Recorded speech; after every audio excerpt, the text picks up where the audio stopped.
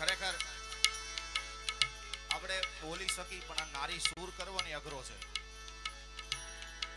સ્ત્રી હોય ને નારી સૂર ગાતા હોય તો બરોબર છે, પણ એક પુરુષને કાનદાસ બાપુની અલગ કરવી ખૂબ અઘરી છે. પોતે કરે છે, એકવાર જોરદાર કરવી વધાવો સાહેબ. અને અમે તો જોકે અમિતભાઈ તો એની હારના છે, એ તો કરી શકે, એ પણ કાનદાસ બાપુની સારી કોપી કરે છે.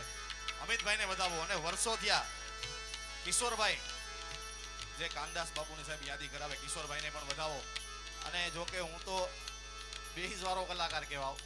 હા, અને આટલું બધું ઊંચું આ 6 સફેદ નો મેળ જે છે 5 કાઢીથી ઉપર. અને પરેશભાઈ છે ને બેહાડી દીધા છે. એટલા માટે વિધાઉટ હાર્મોનિયમ ગાવું અઘરું છે. સાચી વાત છે. પણ ભરતભાઈ આપણા મહેમાન કલાકાર છે એટલે એનો પૂરો લાભ લઈએ આપણે.